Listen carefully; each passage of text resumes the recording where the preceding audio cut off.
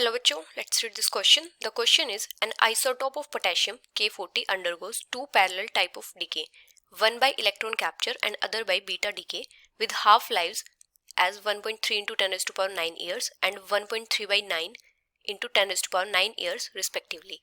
If in a sample of a mineral, mass ratio of K ratio argon ratio calcium is 5 ratio 1.5 and 16, then calculate age of the mineral if it is known that all calcium 40 in the mineral is not from the radioactive decay of potassium. Express your answer in terms of 10 raised to power 7 years. तो यहाँ पे इन्होंने क्या बोला है कि यहाँ पे पोटेशियम का एक आइसोटोप है और वो दो पैरेलल टाइप से डिके कर रहे हैं और यहाँ पे फॉर्म क्या क्या हो रहा है, आर्गन और कैल्शियम. तो यहाँ पे हमारा की कॉन्सेप्ट क्या हो जाएगा, तो हमें यहाँ पे जो मिनरल है उसकी एज कैलकुलेट करनी है और यहाँ पे क्या बोला है कि ये जो सारा का सारा कैल्शियम है ये रेडियो एक्टिव डिके से फॉर्म नहीं हो रहा है. तो यहाँ पे हम क्या करेंगे, यहाँ पे हम एज्यूम करेंगे कि जो सारा का सारा आर्गन है वो प्रोड्यूस हो रहा है पोटेशियम से. Assumed that all argon produced from potassium. तो यहाँ पे क्या हो जाएगा, पोटेशियम से फॉर्म हो रहा है आर्गन और कैल्शियम.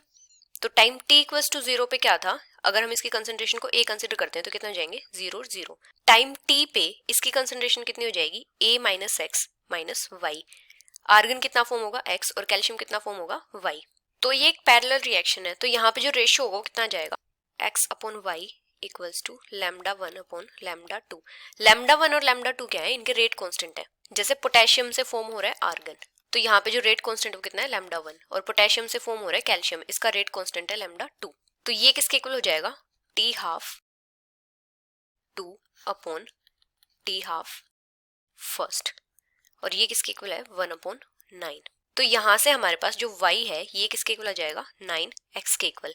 तो यहाँ से x की वैल्यू कितनी आ जाएगी 1.5 डिवाइडेड बाई 40 और y की वैल्यू कितनी आ जाएगी 9 इंटू 1.5 डिवाइडेड बाई 40. तो यहाँ पे क्या था a minus X minus Y, ये किसके इक्वल था 5 अपॉन 40 के इक्वल. तो यहाँ से a की वैल्यू कितनी आ जाएगी a equals to 5 upon 40 plus 1.5 upon 40 plus 9 into 1.5 upon 40, ये हो जाएगा इक्वल्स टू 20 अपॉन 40 के. अभी यहाँ से हमारे पास लैम्डा टी किसके इक्वल आ जाएगा, जो रेट लो एक्सप्रेशन है ln a upon a minus X minus Y. तो यहाँ पे हमें लैम्डा फाइंड आउट करना है. लैम्डा किसके इक्वल हो जाएगा लैम्डा 1 प्लस लैम्डा 2.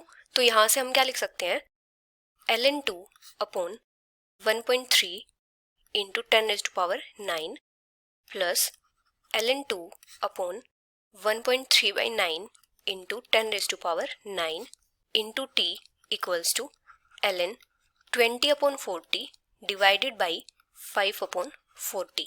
तो यहाँ पे क्या हो जाएगा 40 से 40 कैंसिल हो जाएगा, 5 से 20 कैंसिल हो जाएगा, यहाँ पे क्या जाएगा ln 4. अभी यहाँ पे हम क्या करेंगे, इसको सोल्व करेंगे. यहाँ से हमारे पास क्या जाएगा ln 2 कितना होता है 0.693 divided by 1.3 into 10 raised to power 9 plus 0.693 divided by 1.3, यहाँ पे डिवाइड में 9 था ये ऊपर चला जाएगा into 10 raised to power 9 into t equals to ln 4. ln 4 किसके इक्वल होता है 1.3862.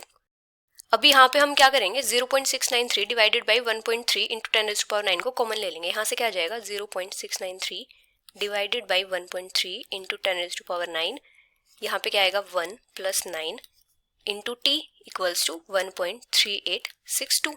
अभी यहाँ से हमारे पास क्या आ जाएगा 0.693 divided by 1.3 into 10 raised to power 9, ये हो जाएगा 10 इंटू टी इक्वल्स टू 1.3862. अभी यहाँ से हमारे पास t कितना आ जाएगा 1.3862 into 1.3 into 10 raised to power 9 divided by 0.693 into 10. तो यहाँ पे क्या हो जाएगा, ये कैंसिल हो जाएगा, 10 रेज़्ड टू पावर 8 बचेगा. जब हम इसको सोल्व करेंगे तो यहाँ से हमारे पास क्या आ जाएगा 2.588 इंटू 10 रेज़्ड टू पावर 8. इसको हम राउंड ऑफ करके क्या लिख सकते हैं 2.6 इंटू 10 रेज़्ड टू पावर 8. अभी हमें क्या करना है, हमें यहाँ से डेसिमल हटाना है. तो यहाँ पे क्या आ जाएगा t equals to 26 into 10 raised to power 7.